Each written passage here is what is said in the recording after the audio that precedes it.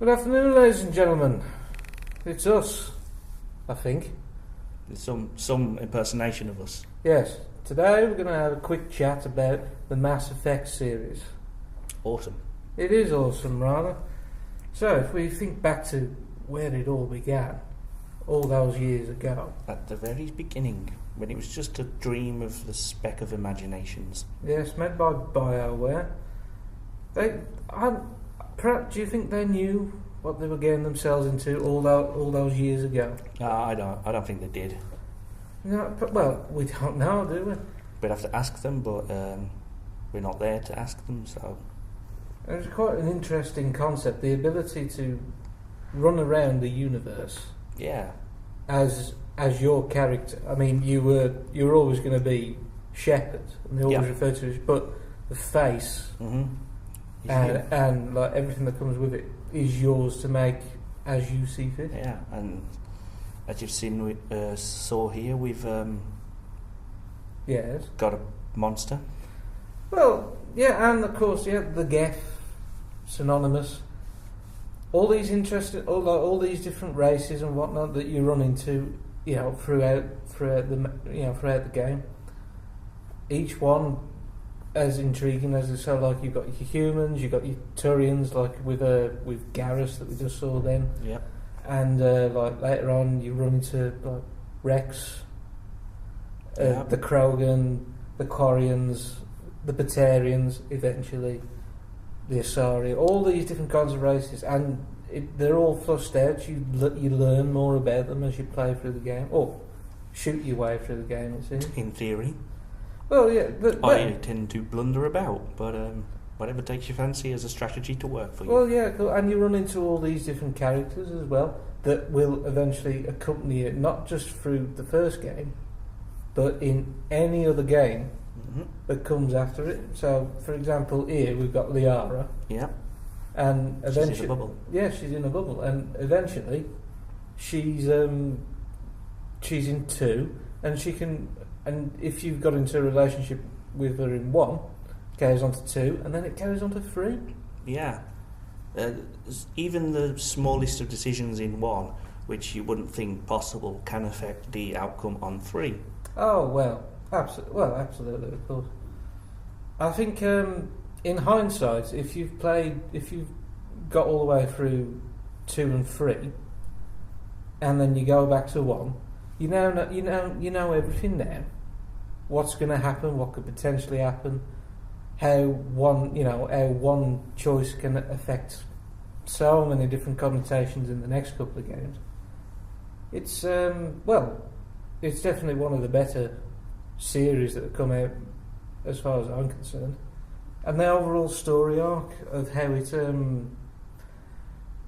it starts off, where the universe is looking at you and saying, right, come and figure me out. And what you find out is that there's this ancient race of monstrous machines that are going to kill us all unless you do something about it. And then no one helps you whatsoever. It's fascinating, really, how that kind of can go through from what we're seeing here. This is the end of the first one. Yes, big spoilers. Well, if you're watching the video, then I'm not going to show you the very end, but this is towards the end. Yeah. And it's interesting, this scene here doesn't happen in 2 if you don't save the council by accident, like what I did once. Yes, this is the representatives of the Intergalactic Council, and at that moment you get to choose whether to save them or to leave them to die, and whichever choice you make affects 2 in such that when you go back, like there's a different air around the galaxy. Whereas if you save the council, the humans are more accepted and welcomed by all the other species. But if you don't, they become vindictive because they don't like the humans, because all of a sudden they're in control. Yeah. I should state at this point that if you don't play 1, you can still access the key decisions for Mass Effect 1 in the DLC for Mass Effect 2. Ah, yeah, DLC. Now, If I was to describe Mass Effect as such, I think it's one flaw that it's got is its mass of DLC. So in order for you to get the most out of it, so if you go from 1 to 2, you've got to have played it, all of it, and maybe not so much with 1. The DLC for Mass Effect 1 isn't as significant as the second DLC. So you've got Lair of the Shadow Broker. What was the one with Kasumi? What was that one called now? I can't remember what it's called, but it's pretty awesome for DLC. That'll do. Oh, perfect. Yeah, Fisher did. Lair of the Shadow Broker, the one with Kasumi, Zaid's, the Price of Revenge. Yeah. Is there another one? The Arrival DLC. So you got 4.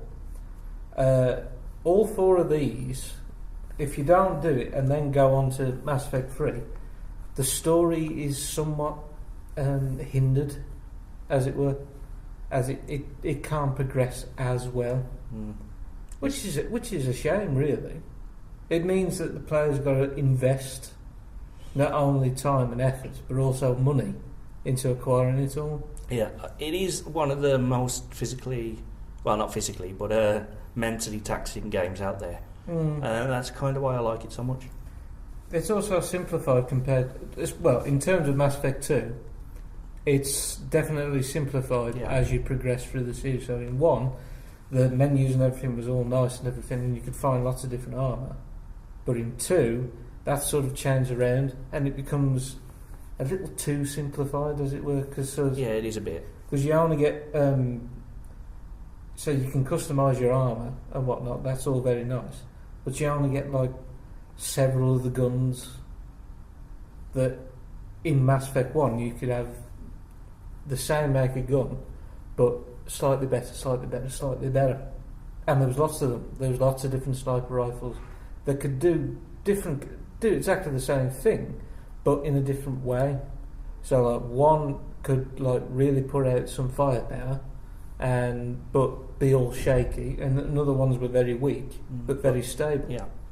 Now, I think if you get standalone Mass Effect 2, you get 2 choices of sniper rifle. That's correct. Yeah. And of course, Mass Effect 2 is spread across 2 discs. Yes. The disc problem. It's kind of annoying because you're just there playing away, and then all of a sudden, please insert disc 2. It is a bit of a kerfuffle. It's wasn't it done now by BioWare and EA, we should point out. They wanted to stop the piracy of the game by spreading it across 2 discs. But, that worked. Well, it didn't quite. Maybe not as much as it could have done.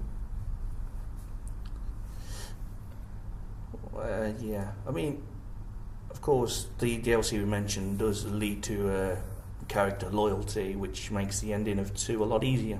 They introduced these loyalty missions that if you've got a character with you and he comes to you or she comes to you with a problem, if you then do that mission to help them, their loyalty goes up. So that means when you take them into the final fight at the end, they've got a better chance of survival, because the last mission on Mass Effect 2 is a suicide mission. It is, yeah. So you've got one choice, and that's to go straight in and hope for the best, although it never really happens. It's not to the really best. a good idea. Or you've got a second choice, which is to, go around the universe, find everything that you can get to help you, get everyone loyal, and then go and attempt the suicide mission. Of course, getting the characters loyal also improves things you can use, such as armour for your Normandy ship and weapon upgrades. Yes, because the ship that you fly around, the Normandy, in Mass Effect 1, was just a ship. It was. But in 2, it's more than a ship because you've got to look after it. You've got to get upgrades for it. You've got to you've got to get upgrades for it, and then you've got to look after the crew, and all these kind of things, so that when you go to the last mission, you're ready and everything. Yeah. Also, the combat in 2 is definitely it's more. I wouldn't say advanced. It feels smoother than in 1. 1 is at times a little clunky for my tastes. Yes, it is. But I think Angry Joe was mentioning about the how Mass Effect is becoming more like Gears of War, and I suppose he's right. Really, Yeah, he's got a point there. Yeah.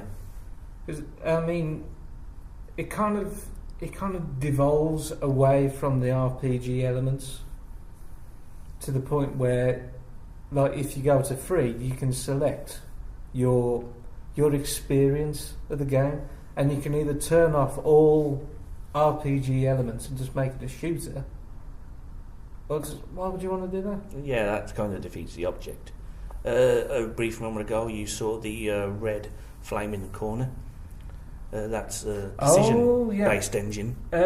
Something attached to Mass Effect 2 is there's more emphasis on being either a renegade or a paragon. The difference being good or bad. In 2, they've made more of an emphasis on this. So if you do lots of bad things, you select the bad options, or you perform those quick time elements and you go for a bad option, it physically degrades the character. So you might be able to see on this as female shepherd here that there's scarring forming on the sides of her face. Was there? Yeah. That was just a renegade option there to deal with the sick Krogan, and there'll be another one coming up in a moment. Oh yeah, This man.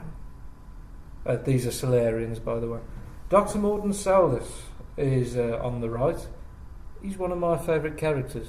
Yeah, he's not in 1, he's in 2 and 3. Yeah. But he's what's the best way to describe him? Energetic, yeah. He's entertaining to be on screen because he's also a tough guy. As you see there. Well, yeah, exactly. He's got no let's let him pay his example. Oh, you've also got the other option to stop him, but but on this occasion, we didn't want it. I think it was more of an idea. I think this particular playthrough, the idea what I wanted to see, how bad you could be. Yeah, exactly. This is the thing. If you're going to play in Mass Effect, you've got to choose between how you want to play it. If you try and balance it by doing good or evil at the same time, it can affect the game. Yeah, it borders on a little difficult to manage, especially when there's key situations in which you need to diffuse situations. If you try and balance both, it won't let you happen. So you're going to end up with potentially at least one unloyal crewmate for the suicide mission, who will then probably die and then won't be in Mass Effect 3, the final instalment in the series. Wow. It's a bit of a mixed bag, isn't it? It is. I mean, I like the way, coming up in a minute, I'll talk about this first, where you can just see customisation. Yeah, this is what I was explaining about. Choose your experience. It's not in any of the couple, but I mean, we went for, you didn't even choose the name you want. Yeah. This is the thing. Customised. We decided to see what I would look like as a woman, so there we go. Well, I like the lipstick. We did our best, didn't we? Well, we tried. Yeah. And then decisions from Mass Effect 1 there. Yeah, full face customisation. You can pass the character on totally from 1 to 2 to 3, if you so wish. And we started again with 3 from the very beginning. To see how different the gameplay is if you just put in 3 for the first time. Yeah, but the problem is, I would strongly suggest that you don't. No. You can't really just put in 3 and then just go for it. It might be an experience, but you're not getting the best out of the series. It's certainly best to have all the previous experience from the other 2 games to help you out through 3. Oh, absolutely. And meet characters that have never been in the first 2 games, apparently. Yeah, like him on the right, Anderson. Yeah, he was there at the very beginning. He was, and he's still there at the end. Well, he's still there at the end, but it's the vision. If you was to put a picture of Anderson from 1 next to like with Lieutenant Ashley Williams there, it was also in 1, now in 3.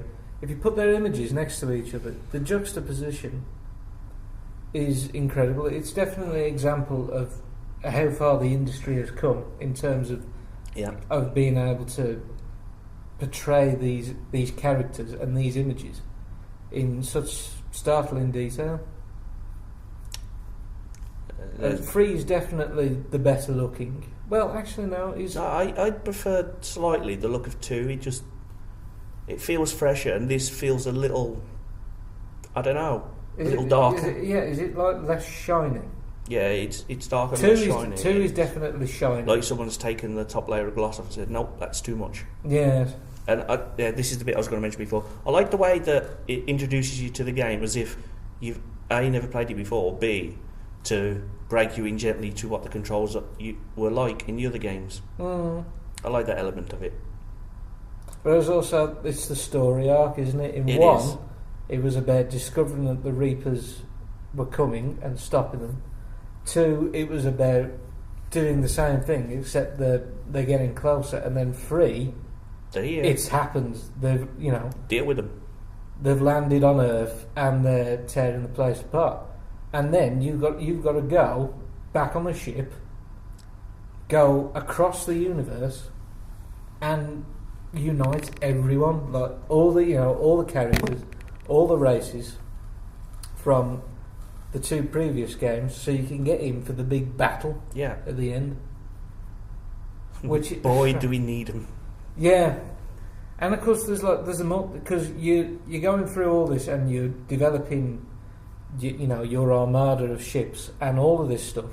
But at the same time, you've also got an integrated multiplayer system that actually adds to that galactic readiness, they call it. Yeah. So, for example, you could get 8,000. Yeah, exactly. You can get 8,000 points as regards to your forces. Yep. But only half of that can be sent against the Reapers. So, the alternative is you jump on the multiplayer and you play through as many levels as you can. It increases galactic readiness. So when everything gets up to 100, you can go in and do stuff. Yeah, you get everything that you brought with you. Will be there at the end. As this is, as you can see, this is a different character to show you the one of the last levels in the game. Yeah, it's very sort of an emotional thing, isn't it? Especially with this scene here with the child and you seeing yourself. It's like. But if you've played from 1 all the way into 2, into 3, sorry, your shepherd and your characters are significantly less than 2. Yeah, exactly. Yeah. You become emotionally invested. You do in that individual that you've created. So it's a fascinating phenomenon. It is. I mean, nope, forgotten what I meant. Then carry on. Yeah, Jesus Christ! Nothing but professional. Of course. Think harder, man. No, it's gone. Well, we'll never get that back again. Probably in about 3 years when I'm dribbling in the corner like a baby. So yes, so emotional investments, and then the ending comes along. Yeah. Wow, that's certainly a payoff. Yes, we're going to make sure that we put down that there's major spoilers in this. Yeah. But at the end of Mass Effect 3, your shepherd dies. That shepherd does. There's no way around it. Nope. You can try, but you'll just tear your hair out trying. Yeah, you try a lot, you can get maximum galactic readiness, you can make all the choices that you decided. When that time comes, though... And boy, you'll know when that is. Yeah. The elusive man. Quite a prominent feature in 2. In 2. Wasn't in 1. It was, he wasn't in 1. And now Cerberus he's back in 3. Yeah, I think what annoyed me about this, about the setup of the elusive man, Martin Sheen. Yeah. He didn't annoy us, by the way. No, yeah, Martin Sheen didn't annoy us. It was the idea that the sun that's behind Shepard as we speak is in 2, and it's kind of like it's meant to be a representation of Shepard's paragon or renegade. It is. So I was naturally assuming it wasn't a physical thing, but then it turns out it is. So why to throw us that curveball? Well, what I mean is then why is it so difficult to find this sun that's 2 colours? Yeah, surely you just look out the right window, you find it. I suppose in a massive universe where it could be anywhere, you'd kind of notice something like that. Well, you'd think so, You'd but think apparently so, not. wouldn't you? Apparently, space is being navigated by a bunch of blind people. No, that Joker's just got some bad legs. And So how's that one? he really got on my nerves. Oh, and this guy. Well, This guy. I felt he was unnecessary. What's he for? What is he here? Kai Lang, he's he's dead now. Look, yeah, but he was kind of like one of the main baddies that comes after you, and he's not quite dead yet. I just didn't like the character. I don't see the point of him. To be honest. Yeah, he attacks people with a sword in the future where everyone's got guns. It's good to have sort of continuity. Hang on, wait a minute. Major spoiler. Oh dear, what's going to happen? Whoa! You missed. Jesus Christ! And oh dear. I mean, it's good to have this payoff here, but at the same time, it's like needless animation. Well, just take us to the end. The end, please. Yes. Now here we go. Well, I mean, when you've paid, when you put in your time, it looks pretty. This is what you get. It looks like cinematic. Oh yeah. Well, we'll have to. Is that the word I meant? Yeah. Well, do. We'll have to hope that they include this kind of stuff in 4. Yeah. If it ever happens, considering how BioWare have gone. Yeah, and sort of Shepard died, so other than that, well, I don't see any reason not to have Mass Effect 4. Well, yeah, I can't see no reason why neither. Well, you just find a new hero. Well, you mean like create a brand new one? Yeah. You can create thousands and thousands of Shepards. I know. Maybe call him Jones or something. That's Shepard. A common name. Shepard. You'll get 17 million games out of Jones. Yes, maybe. Or then again, probably not. But anyway, yeah, thank you for listening to this.